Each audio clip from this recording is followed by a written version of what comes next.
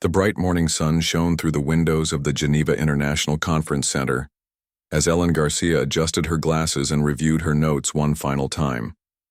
The history professor from Arizona never imagined she would represent humanity in its first official contact with extraterrestrial life. Yet here she was, chosen not for military expertise but for her deep understanding of how civilizations interact, negotiate, and resolve conflicts. Outside the conference center, crowds gathered behind security barriers, their faces a mixture of excitement, fear, and wonder. News cameras broadcast to billions around the world. 3 weeks had passed since the massive alien vessel entered Earth orbit, and today would mark the first formal diplomatic meeting. Ellen looked around the room at her fellow representatives.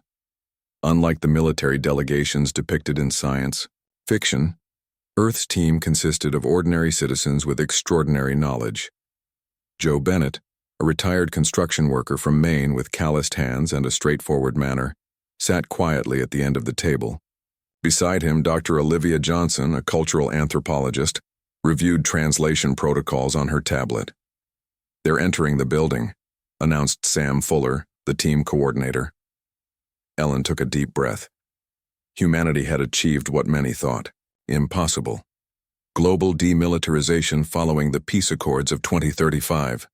After centuries of warfare, the nations of Earth had dismantled their military forces, redirecting those vast resources toward education, healthcare, and environmental restoration. Now they would meet a spacefaring civilization while having no armies, navies, or air forces to speak of. The doors opened. 4 aliens entered, their tall, slender bodies moving with surprising grace despite Earth's gravity. Their skin had a bluish tint that seemed to shimmer under the lights. Ambassador Zortal led them, immediately identifiable by the ceremonial sash draped across his chest. "Welcome to Earth," Ellen said, rising from her seat with a warm smile. "We are honored by your presence." The aliens used translation devices that converted their musical language to English with only a slight delay. "The Galactic Confederation extends greetings to your world," Ambassador Zortal replied. "We have observed Earth for some time and determined your species has achieved sufficient technological advancement for formal contact." The introductions continued around the table. When Joe Bennett's turn came, the ambassador tilted his head in confusion. "Your occupation is construction, not military defense?" Joe smiled, the wrinkles around his eyes deepening. "I built houses and bridges for 40 years. Now I mostly fish and hunt. No military background at all." The alien delegation exchanged glances. "Perhaps we misunderstand," said Zortal. "Where are your defense ministers? Your fleet commanders?" Sam Fuller stepped forward. "Earth no longer maintains traditional military structures. We abandoned those systems nearly 20 years ago." The aliens' translator devices seemed to struggle with this concept, emitting a series of clicks before producing words. Ambassador Zortal's large eyes blinked rapidly. "This is unexpected," he finally said. "All spacefaring civilizations maintain defense capabilities." Ellen nodded in understanding. "Our history was filled with warfare. We learned, through great suffering, that our resources were better used elsewhere.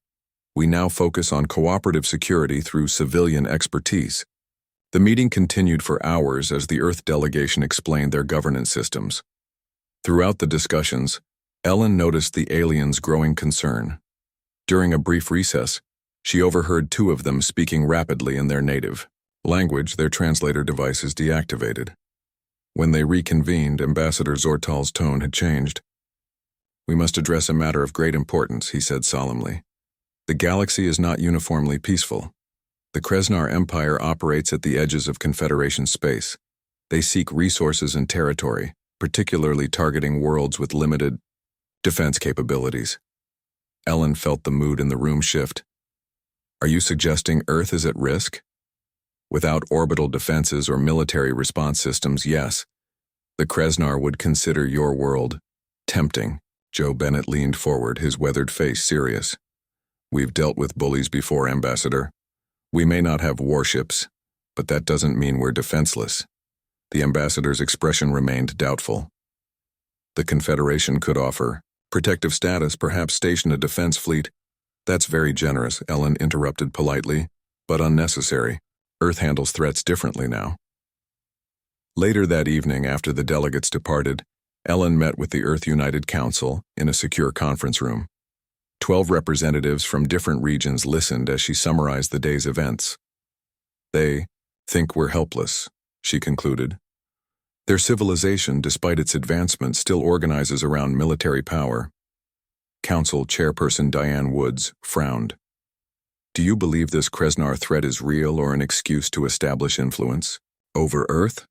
The threat seems genuine, but so does their concern, Ellen replied. They cannot imagine planetary security without military forces. Bill Martinez, the North American representative, chuckled. Should we tell them about Operation Civilian Shield? Not yet, Diane answered.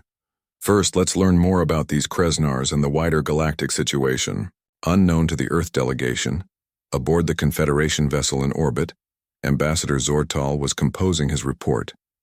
Earth presents an anomaly, a technologically advanced civilization with no formal defense structure. Their history indicates exceptional creativity and resilience, but their abandonment of military capabilities leaves them vulnerable. The Kreznar would view them as an easy conquest, recommend protective measures or possible designation as a protectorate to prevent destabilization of the sector. As he finished, his aide entered the chamber. Ambassador, our long-range sensors have detected unusual activity. Someone on Earth is scanning our propulsion systems. Military intelligence operations? Zortal asked. No, sir. The signal originates from what appears to be a university physics department, a student research project according to their unsecured communications. Zortal stared at the data in confusion. They're studying our technology already? Without military direction? Yes, Ambassador, and they're doing it quite effectively. 3 days later, as diplomatic meetings continued, Ellen received an encrypted message on her secure tablet. She excused herself and stepped into a private room to read it. Project Civilian Shield Status. Green. Phase 1 complete. 10 million. Volunteers registered, awaiting your signal. Ellen smiled as she deleted the message. Earth indeed had no military, but that didn't mean they were unprepared. The Confederation and the Kreznars would soon learn that a planet of resourceful civilians, teachers, engineers, farmers, programmers, and countless others with their diverse skills, might prove more formidable than any conventional armed force. She returned to the conference room, where Ambassador Zortal was expressing concerns about Earth's defenselessness yet again. We appreciate your concern, Ambassador, she said with quiet confidence. But trust me when I say Earth will be just fine.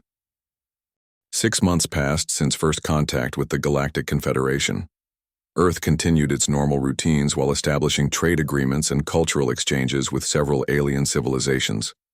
Ellen Garcia had moved temporarily to Geneva, serving as Earth's primary liaison to the extraterrestrial diplomats. She was reviewing educational exchange proposals in her apartment when her communication device chimed with an urgent alert. Ambassador Zortal requested an immediate meeting at the newly established Confederation Embassy. Ellen arrived to find the embassy in a state of controlled chaos.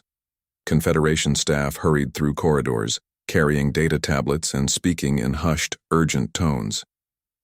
Professor Garcia, thank you for coming quickly, Zortal said, leading her into a secure conference room. 3 other alien officials sat around a holographic display showing the solar system. We have detected a Kreznar scout fleet entering your system, the ambassador explained without preamble. Long-range sensors identified their energy signatures near your planet Neptune. Ellen studied the display, watching the red dots that represented Kreznar vessels slowly moving inward through the solar system. How much time do we have? She asked calmly. At their current speed, they will reach Earth orbit in 15 days. A Confederation tactical officer replied. This is merely a scout fleet, but Kreznar invasion patterns are well documented. They send scouts, assess defenses, then return with a full invasion force. Zortal looked at Ellen with genuine concern. The Confederation Security Council has authorized me to offer evacuation for key Earth leaders and technological experts. We cannot directly intervene militarily without violating Confederation law, but we can help preserve your knowledge and leadership. Ellen smiled. That's very generous, Ambassador, but unnecessary. Earth has been handling threats for thousands of years. We'll be fine. The aliens exchanged confused glances. Professor Garcia, Zortal said carefully, perhaps I haven't made the danger clear. The Kreznar Empire has conquered 17 worlds in the past century. They specialize in overwhelming force against planets with limited defenses. I understand completely, Ellen replied. But Earth has its own ways of handling such situations. Trust me when I say we are prepared. She left the embassy and immediately contacted the Earth United Council. Within hours, the news of the approaching fleet was shared globally, not with panic but with organized purpose. Joe Bennett was fishing on a lake in Maine when he received the alert. He reeled in his line, packed up his gear, and drove to the community center in his small town. By evening, he was coordinating with a network of civilians across North America. Remember, folks, this isn't about confrontation, he explained to volunteers joining video calls. It's about making things difficult in creative ways. Every person has skills we can use. Similar meetings occurred across Earth. Karen Palmer, a high school chemistry teacher from Chicago, distributed educational materials to her global network of science educators. These weren't military strategies, but rather scientific principles and improvisational techniques that could be applied in countless ways. The Confederation observers watched in bewilderment as Earth made surprisingly minimal military preparations. No weapons platforms were deployed, no armies mobilized. Instead, regular citizens continued their daily routines with only small adjustments. Ambassador Zortal requested another meeting with Ellen 3 days later. Your leadership appears to be ignoring the threat, he said, his voice tight with concern. Our scans show no defensive preparations, no weapon systems being activated. Ellen walked to the window overlooking Lake Geneva. Ambassador, we received your warning and we're grateful. But humanity has learned that conventional defense isn't always the answer. We're preparing in our own way. May I ask what that entails? Ordinary people doing what they do best, being resourceful, creative, and working together. The ambassador's frustration was evident. Without military defense, your civilization will be enslaved or destroyed. The Kreznar are ruthless efficiency experts. They will identify your leadership, eliminate resistance, and establish control of key infrastructure within days. Ellen turned to face him. You're thinking about defense the wrong way, Ambassador. Sometimes the most effective resistance isn't about meeting force with force. Meanwhile, across Earth, preparations continued. In Seattle, Alan Blackwood, an electrician with 30 years of experience, taught volunteers how to safely modify power distribution systems. In Buenos Aires, Lucia Mendoza, a software engineer, coordinated with programmers worldwide to develop systems that would function in unexpected ways when accessed by unauthorized users. Rural communities prepared to temporarily relocate food, supplies. Urban centers established communication redundancies using outdated but functional technology that alien forces might overlook. Amateur radio operators tested frequencies and relay systems. None of these activities resembled military preparations. To orbital observers, Earth simply continued its civilian routines. 7 days before the Kreznar fleet was expected to arrive, Ellen invited Ambassador Zortal to a small town in Colorado. They walked down Main Street, where people went about their business, shopping, eating at cafes, children playing in the park. This is what we're protecting, Ellen explained. Our way of life, our communities. But how will you protect them? The ambassador asked. The Kreznar commander will demand your surrender. When you refuse, they will begin targeted strikes against your power systems, communications, and government centers. Ellen stopped at a hardware store where the owner was helping customers gather supplies, not weapons, but ordinary tools, electronics, and materials. Humans have a long history of occupation and resistance, Ambassador. Throughout our past, conventional armies often failed against determined invaders. But civilian resistance? That's much harder to defeat. The Kreznar have conquered many worlds, Professor. But they've never encountered Earth, Ellen replied with quiet confidence. Back in his embassy, Ambassador Zortal made one final attempt to convince Earth's leadership to accept Confederation protection. The Council politely but firmly declined. That night, Ellen met with Joe Bennett and other regional coordinators via secure video conference. "How are we looking?" she asked. Joe's weathered face broke into a smile. 10 million registered volunteers, and growing. Every community has finalized their plans. We're ready. The Kreznar expect us to either surrender or fight conventionally, Ellen said. They're about to learn that Earth doesn't need a military to defend itself. As the meeting concluded, satellite imagery showed the Kreznar fleet accelerating.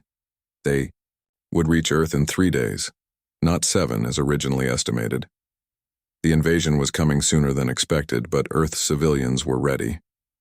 Without firing a single shot or launching a single missile, they prepared to demonstrate why attacking. A planet of resourceful, creative individuals might be the worst mistake the Kreznar Empire ever made.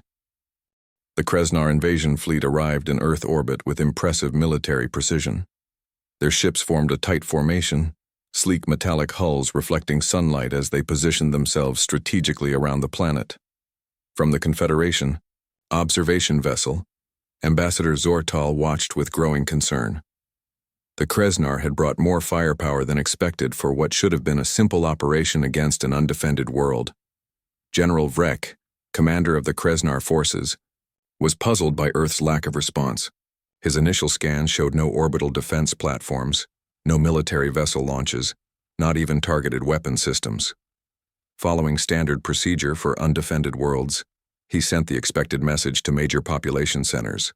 People of Earth, this planet is now under Kreznar control.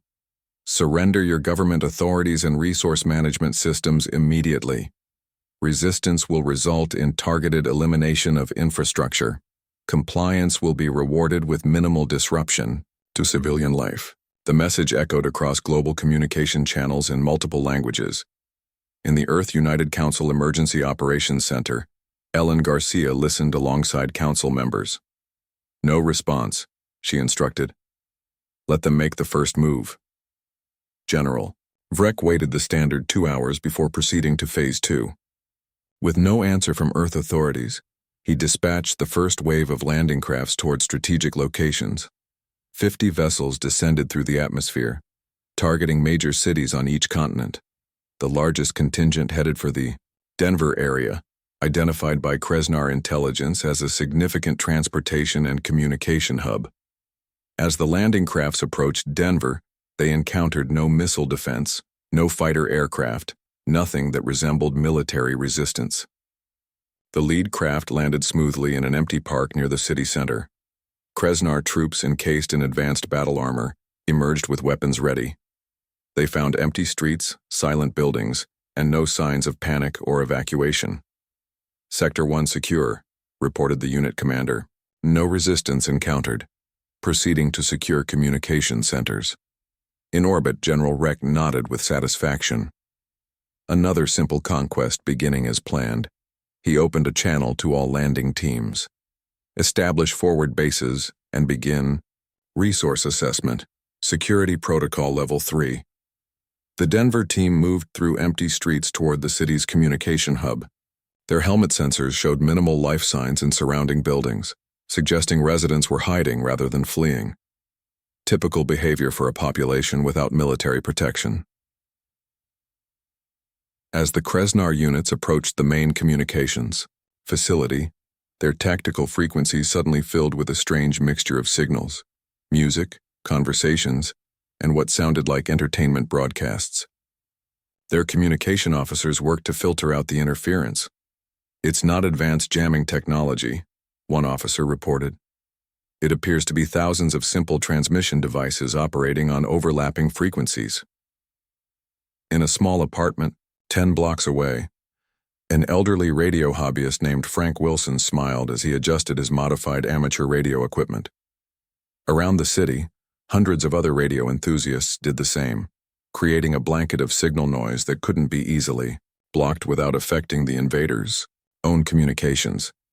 The Krasnar commander ordered his troops to secure the communication center regardless of the interference. They broke through the unlocked doors to find the facility powered down and unmanned. As they began setting up their own equipment, they discovered the building's power systems behaved erratically, surging, dropping, stabilizing, then surging again. The electrical system appears damaged or primitive, the engineering officer reported. 3 miles away, Susan Harper, a power grid maintenance technician for 20 years, made small adjustments to neighborhood distribution nodes, creating power fluctuations that appeared random but never quite reached levels that would trigger the invaders' backup systems. Similar scenarios played out across every landing zone. In Sydney, Krasnar forces attempting to secure water treatment facilities found systems that mysteriously rerouted flow when accessed. In Cairo, temperature regulation in their forward base malfunctioned constantly, never reaching critical failure, but making equipment operation difficult in the desert heat. By the end of the first day, General Rek received troubling reports from all landing zones. No military resistance had been encountered, yet establishing control over basic infrastructure was proving unexpectedly difficult. Equipment malfunctions were increasing.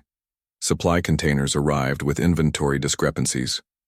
Navigation systems showed occasional anomalies. These are not coordinated military tactics, his chief intelligence officer observed. The patterns are too random, too decentralized. Irrelevant, Freck replied. Without military defense, they cannot stop our systematic approach. Implement Phase 3. Phase 3 involved showing force to intimidate the population. The Krasnar selected power generation facilities in several regions for orbital strikes, a standard tactic that usually brought swift capitulation. The strikes were precisely targeted and successfully destroyed the designated facilities. Freck observed with satisfaction as sections of Earth's power grid went dark. Now the humans would understand resistance was futile. Yet within hours, Krasnar ground forces reported something unexpected. Power had been rerouted through alternate systems, not military emergency generators but a patchwork of local solutions. Solar arrays on residential buildings, small hydroelectric systems on local waterways, and wind turbines normally used for supplemental power were now networked together by civilians. In Milwaukee, Jason Cooper, a solar energy installer, had spent the previous 6 months helping neighbors create interconnected microgrids that could operate independently of the main power system. What had seemed like an environmental project was now a key component of resilience against alien attack. When Krasnar troops moved to eliminate these alternative power sources, they encountered no armed defense but a bewildering array of booby traps. Not lethal explosives, but ingenious devices that disabled equipment, confused sensors, and created persistent problems that required constant attention to resolve. A frustrated unit commander reported, "The natives appear to be using knowledge of their own infrastructure to create maximum inefficiency in our operations. They do not engage directly, but retreat and modify the environment against us." By the third day, General Rek faced an uncomfortable truth. While his forces technically controlled their landing zones, they were making minimal progress establishing actual functioning control. No military leadership had emerged to target. No central resistance to eliminate. Instead, his troops reported thousands of small, seemingly unconnected civilian actions that collectively created significant operational challenges. In orbit, Ambassador Zortal observed the situation with growing fascination. The Confederation had never witnessed this form of defense before. Not military resistance, but a form of civilian non-cooperation elevated to an art form. In a secure location outside Geneva, Ellen Garcia met with Joe Bennett and other regional coordinators via encrypted channels. Phase 1 is working better than expected, Joe reported. The Krasnar are bogged down in basic infrastructure problems. They're expending significant resources just maintaining their landing zones. Ellen nodded. Then it's time for Phase 2. Let's introduce ourselves to our visitors. Across Earth, millions of civilians prepared to demonstrate why a planet of resourceful individuals might be more challenging to conquer than one with conventional military forces. 3 weeks into the invasion, General Rek called an emergency meeting with his command staff aboard the Krasnar flagship. The holographic displays showed their landing zones across Earth highlighted in red, indicating control problems in every sector. This situation is unacceptable, Freck growled, his scaled skin darkening with anger. We control less than 40% of our designated territories after 3 weeks. Our equipment failure rate is 6 times normal levels. Supply chains are consistently disrupted. Explain this immediately. His logistics officer stepped forward nervously. General, we face unprecedented challenges. The natives appear to be using civilian infrastructure knowledge against us systematically. When we adapt to one problem, 3 more appear elsewhere. I want Earth's military leadership identified and eliminated, Rek demanded. Find their command centers. Sir, that's the problem, the intelligence officer replied. We've found no evidence of military command structures. Resistance appears decentralized across millions of individuals using civilian skills. Rek slammed his fist on the table. Impossible. No species resists conquest without military leadership. Implement maximum pressure protocols. I want the human who coordinates their efforts brought to me within 2 days. On Earth, Phase 2 of the civilian response was in full swing. In Denver, Alan Blackwood, the electrician who had helped prepare community power systems, now walked boldly into a Kreznar-controlled zone. He approached a patrol with his hands visible, carrying a toolbox. Excuse me, he called out to the armored soldiers. I'm here to help with your electrical systems. We noticed you're having power fluctuations in this sector. The Kreznar troops immediately detained him, confiscating his toolbox and taking him to their local commander. After scanning him for weapons and finding none, they brought him to their forward operating base, which was indeed experiencing significant electrical problems. The base commander interrogated Alan for hours, trying to understand the civilian defense structure, but Alan simply shrugged. I'm just an electrician, he explained patiently. People in this neighborhood asked me to help with power issues. Thought you might need assistance too. Frustrated but desperate to stabilize their systems, the commander eventually allowed Alan to examine their power connections under heavy guard. Within hours of implementing his suggested fixes, their command center experienced catastrophic power fluctuations that reset critical systems. By the time they realized what had happened, Alan had been processed out of the base through a shift change confusion, another innocent mistake that kept occurring around Earth. Similar scenarios played out globally. Linda Gomez, a former social media manager now coordinating part of Earth's response network, developed a strategy of civilian engagement that bewildered the Kreznar forces. Ordinary people approached the aliens offering assistance, services, or information. Some were genuine helpers instructed to be inefficiently helpful, creating more work than solutions. Others subtly sabotaged systems while appearing cooperative. In Seattle, Nancy Wright, a grandmother and retired software developer, volunteered to help the Kreznar translate human-computer languages. The aliens, struggling with Earth's diverse and often outdated systems, accepted her help. Within days, her translation patches had introduced subtle errors into their data collection, making resource coordination increasingly difficult. General Vrek, growing desperate for a solution, demanded a meeting with whoever was in charge of Earth's resistance.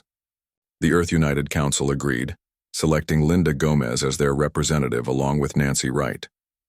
The meeting took place in a neutral location with Confederation observers present. Vrek arrived with his senior staff, expecting to intimidate Earth's military leaders. Instead, he found 2 civilian women waiting calmly at the table. Where are your military commanders? He demanded immediately. Linda smiled pleasantly. I'm afraid there's been a misunderstanding. Earth doesn't have military commanders anymore. I coordinate our regional response network, and Nancy here has been helping your troops with computer systems. Vrek stared in disbelief. You claim to represent Earth's defense forces? Not defense forces, Linda corrected. Just citizens doing what needs to be done.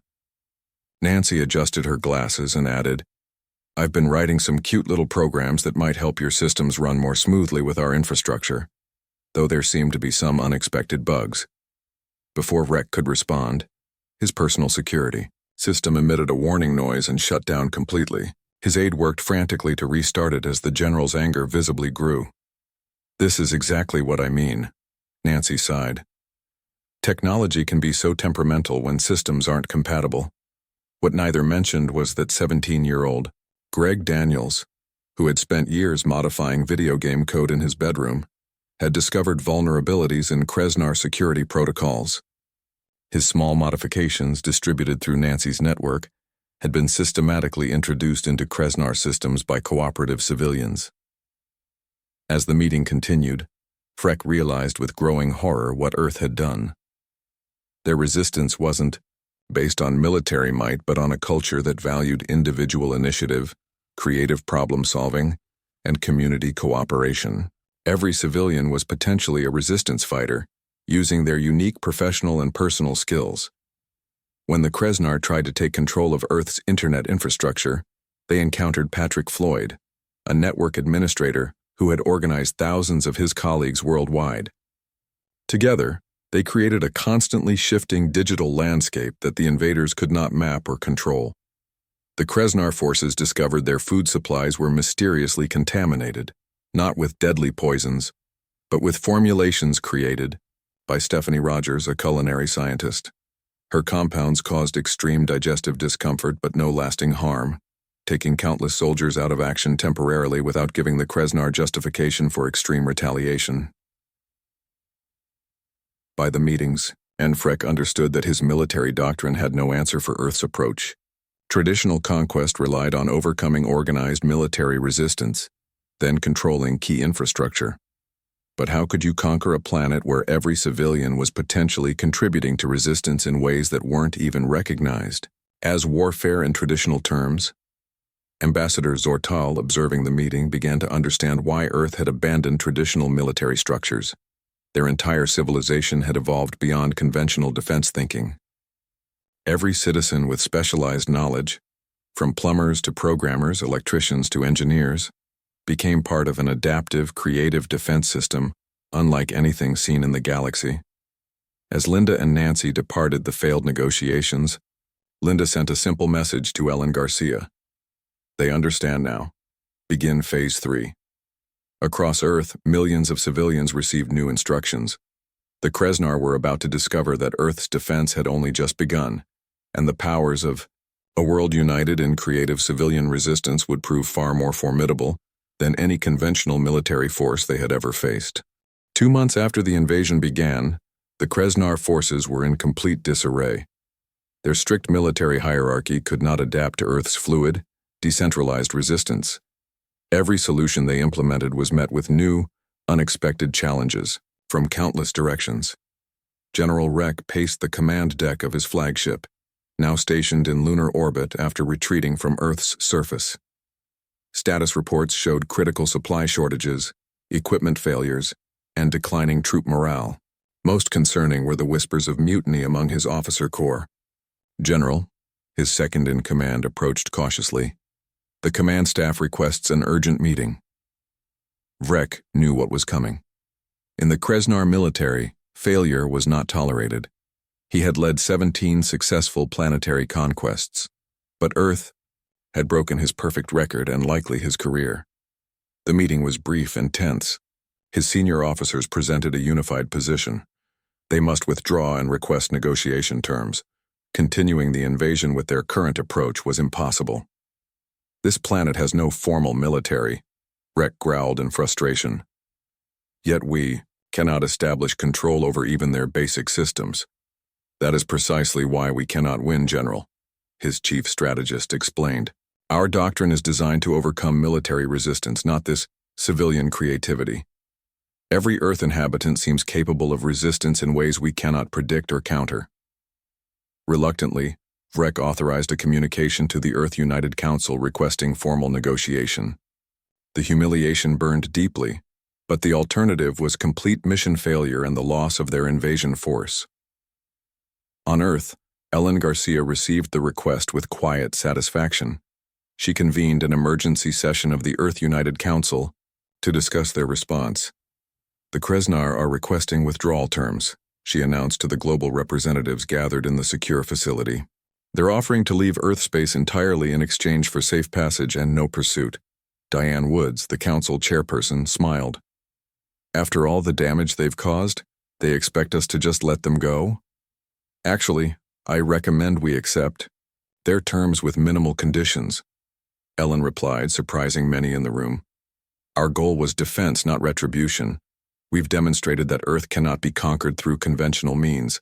That message will spread throughout the galaxy. After brief discussion, the Council voted to accept the Kreznar withdrawal with one condition. The Galactic Confederation would formally recognize Earth as a sovereign, protected world, despite its lack of traditional military forces. Joe Bennett joined Ellen as part of Earth's negotiation team, along with Linda Gomez, Nancy Wright, and several others who had distinguished themselves during the resistance. They met the Kreznar delegation aboard a Confederation vessel in Earth orbit. General Vrek entered the negotiation chamber with visible reluctance. His proud bearing was diminished by the reality of defeat.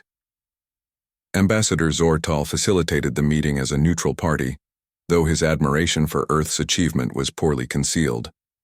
The terms are simple, Ellen explained. Your forces will withdraw from our solar system immediately. Earth will not demand reparations for damages, nor will we pursue any action against the Kreznar Empire, provided there are no further incursions into our territory. Vrek studied her with a mixture of frustration and curiosity. You achieved what 17 other worlds could not. I must know. How did you prepare your population for this level of coordinated resistance without military training? Ellen exchanged glances with her colleagues before answering. We didn't prepare for you specifically, General. Earth spent centuries developing military forces and fighting among ourselves. We learned through hard experience that our true strength wasn't in specialized warriors or weapons, but in the collective ingenuity of ordinary people. When we dismantled our militaries, we didn't abandon defense, Joe added. We distributed it. Every citizen with specialized knowledge became a potential defender. Vrek couldn't hide his disbelief. No central command, no secret military leadership. Just citizens protecting their communities in ways they know best, Linda replied. An electrician knows how to disrupt power systems better than any soldier. A software developer understands network vulnerabilities that military hackers might miss. And grandmothers, Nancy added with a smile, have endless patience for solving problems that younger people might overlook. The negotiations concluded quickly. The Kreznar had no leverage and Earth's terms were surprisingly generous. As the defeated general prepared to depart, Ellen approached him one final time. General Vrek, I hope our two civilizations might someday meet under better circumstances. Earth holds no grudges. The general regarded her with newfound respect. You are either the most clever military mind I have encountered, or a new type of leader I do not understand. Either way, the Kreznar will not forget Earth. After the Kreznar fleet departed, Ambassador Zortal requested a special session of the Galactic Confederation Security Council. Ellen Garcia was invited to address the assembled representatives of over 200 spacefaring civilizations. Standing before the diverse alien delegates, Ellen felt the weight of representing not just Earth, but a new approach to planetary security. Distinguished representatives of the Galactic Confederation, she began, Earth thanks you for your recognition of our sovereignty. We come before you not as a military power, but as a demonstration that peace doesn't always require the threat of violence. As she spoke, images from Earth's successful defense appeared on the chamber's displays, not of weapons or battles, but of ordinary citizens using their skills creatively, teachers organizing community responses, engineers adapting infrastructure, farmers securing food supplies, programmers protecting digital systems. Earth spent thousands of years building militaries and fighting each other, Ellen continued. We finally learned that our true strength wasn't in specialized warriors or weapons, but in the collective ingenuity of ordinary people working together. Earth didn't need a military. Our civilians were more than enough. The chamber erupted in discussions as representatives struggled to understand this new paradigm. Some dismissed it as applicable only to Earth's unique circumstances, but others saw the profound implications for their own societies. In the days that followed, Earth established the Civilian Defense Network, not an army, but a system for coordinating civilian skills and knowledge for planetary security. People returned to their normal lives as teachers, engineers, farmers, and artists. but now with the knowledge that together they had accomplished what no military force could have done. 1 month later, Joe Bennett returned to his small town in Maine. He took his fishing boat out on the lake, enjoying the simple pleasure of casting his line into calm waters. As the sun set over the distant hills, he smiled, thinking about how ordinary people doing extraordinary things had saved their world. Earth had proven that the most powerful defense wasn't found in weapons or armies, but in the united will and diverse talents of its people. The lesson would ripple across the galaxy for generations to come.